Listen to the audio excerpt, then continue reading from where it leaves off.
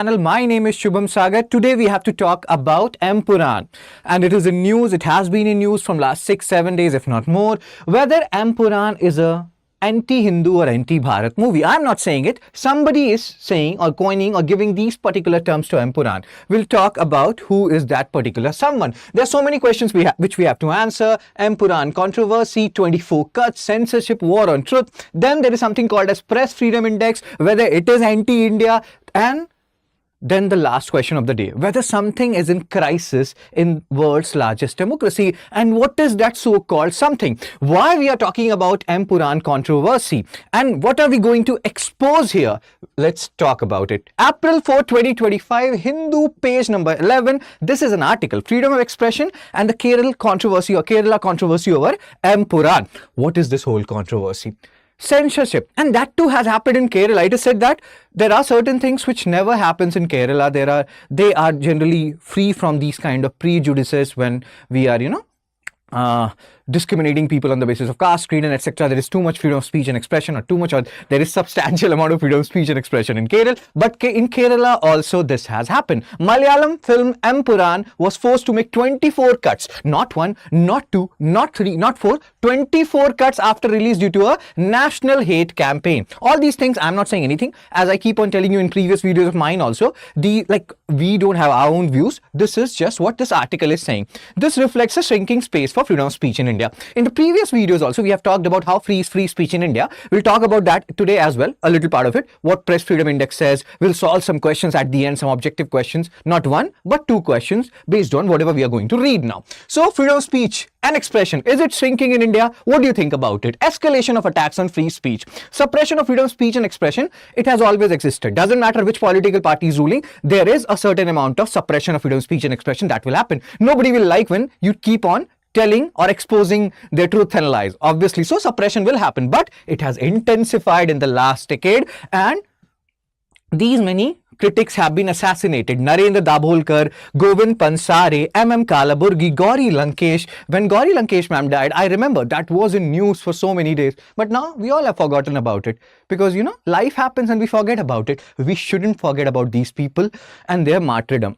So, the suppression is now rooted in a growing majoritarian cultural mindset, according to the author of this article. Now, right wing, as we have talked about it, some people are labeling Empuran as anti-Hindu and anti-Bharat. So, this is a organizer, this is a journal which said all these things. So, do you believe Empuran, people who have watched this movie and seen this movie, do you believe it is anti-Hindu and anti-Bharat? Please post it in the comment section. Your views matter, our views matter, and we have to show our views.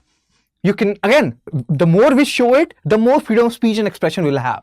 So, hypocrisy in film narrative. Now, people are talking about Empuran and how it is depicting Godhra rights and all those stuff. But nobody is talking about other movies which has happened earlier, Kerala Story, etc. with exaggerated claims. Supreme Court had to intervene in the Kerala Story case, stating that its claims were factually incorrect. But did we ban Kerala Story? Again, you can answer it in the comment section. Gujarat 2002 as a pogrom, a planned attack on a particular religion. Scholar Ashutosh Varshney, again we are not saying it, scholar says, this particular Ashutosh sir, he's saying that Gujarat right was India's first full-blooded pogrom. It was not an attack because some people attacked a train and killed 50 or more, car sevaks and Hindu people of ours. And then for 3 months, according to Ashutosh Varshney, a full-blooded pogrom happened in Gujarat, where more than 1,100 people, mostly Muslims, were killed, with unofficial estimates reaching 2,000. So people say this is a first full-blooded pogrom, first full-blooded pogrom. Was it a first full-blooded pogrom? Was it a planned attack against a particular religion? We have seen Second World War, Jews being attacked. Oh my God. So, political and judicial controversies. Empuran references Maya Kodanani, convicted for leading mobs, enticing mobs against a particular religion, and Maya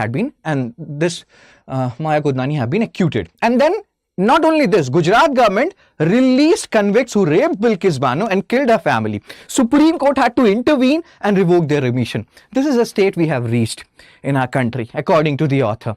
Great state to be in, right?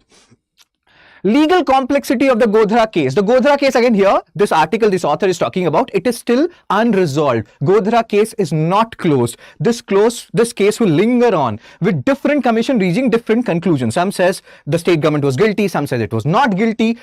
We don't know the truth yet, or yet rather. Oh my God. So Gujarat High Court in 2017 ruled it was not terrorism and commuted death sentence. Then Supreme Court is not giving a final verdict up until now. 23 years have passed. We're still waiting for the verdict, final verdict. Hope it comes soon for the people, for the victims who were involved in these tragic riots. Selective outrage by right-wing groups. Empuran does not demonize Hindus universally. You may have seen movies where a particular religion, they are depicted mostly as terrorists and everything. They are saying that no, there are certain films which depicts Muslims negatively. That has not been done. The film also portrays Hindu characters protecting Muslims and acknowledges Islamist terrorism in Pakistan. So it's not one-sided by nature.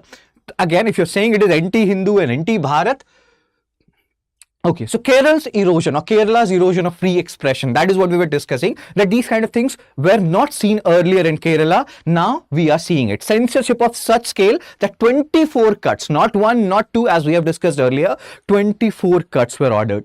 Censorship of Empuran is unprecedented in Kerala, a state known for critiquing all ideologies in cinema. But now that freedom of speech and expression, we are seeing an attack. The muted response of Malayalam film industry shows the growing influence of majoritarian ideology.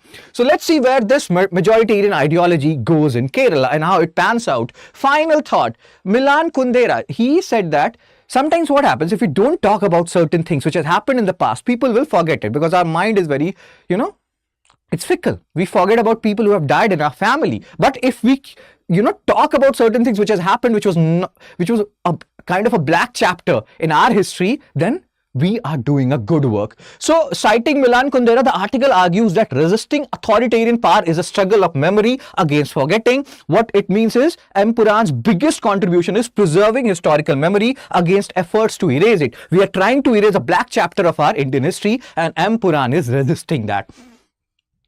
So now let's talk about Press Freedom Index, India's ranking in Press Freedom Index, published by Reporters Without Borders, which is based in the headquarters in Paris. 2022 ranked 150 out of 180 countries. 2023 ranked 161. Now we have improved 2 ranks, 159, but we are still topping from the bottom. Almost topping from the bottom. Pakistan and Sri Lanka. Yes, Pakistan is faring better than us in Press Freedom Index. And according to Reporters Without Borders, democracy or press freedom is in crisis in world's largest democracy. Do you think, this press freedom, and not only press freedom, different kinds of freedom is in crisis in world's largest democracy? The news have become too much one-sided, like most of the news, but there are still some people who are, taking some stance and trying to maintain a balance, although however it's skewed that may seem, So, comparatively, neighboring countries have had varying rankings. Pakistan 152 better than us, Sri Lanka 150 better than us. And these rankings underscore the challenges which we are facing. So, what do you say? Whether Press Freedom Index is also anti-India or anti-Bharat, what do you say about that? Or do you believe in Press Freedom Index? Something in crisis in world's largest democracy. What is that something? Is that something press freedom, freedom of speech and expression, or something more than that? Again, do comment about it. Let's solve some questions. This is a question based on World Press Freedom Index 2 statements. How many of them are correct? If you know the answer, please post the answer in the comment section. Second question based on, again, Press Freedom Index ranking in 2024. We are comparing India, Sri Lanka and Pakistan. Which country, the ranking. So you have to tell the order, which has been ordered highest. If India has been ordered highest, it will be like at the end, India will be there. So what is your answer for this particular question? You can post it in the comment section. And Empuran, is it actually anti-Hindu or anti-Bharat? Or do you think, no sir, it is actually doing a great work. It is reminding us of our dark past. We shouldn't be forgetting our past while we strive to build our future. Okay. So Press Freedom Index, is it again anti-India as we have discussed? Please share your views. Your views matter. Our views matter as we have discussed earlier. Something in crisis in world's largest democracy. That's something. Press freedom. Freedom in general. Okay. I will share this particular PDF along with the answer of the 2 questions which I just asked on my Telegram channel, Fun Study with Show, because study should be fun. In the meantime, you can, if you have watched this movie, if you have seen this movie, you can share your views on this movie, what you think about it. You can share your views rather, on the questions which we just discussed. We look forward to your views. Your views matter. Our views matter. April evening batch starting from 2nd April, started from 2nd April, 6 p.m. to 9 p.m. So if you want to join it, if you're, oh my God, wholeheartedly preparing for UPSC 2026, do join it at the earliest. And that's what a serious aspirant should do. Prelims and Mains Residential Program is included here. 11,000 reward if you're a monthly top performer. If you clear UPSC Pre 2026, we'll give full refund to you. Along with that, it also includes interview guidance program because this is P2I, Prelims to Interview. So that's it from me. Please, Saran ma'am, share your views in the comment section. This is a very, very important matter. The more we talk about these things, the more we will have freedom of speech and expression. So yes, you people have to talk, and please start talking in the comment section. Take care, be blessed. I will see you soon.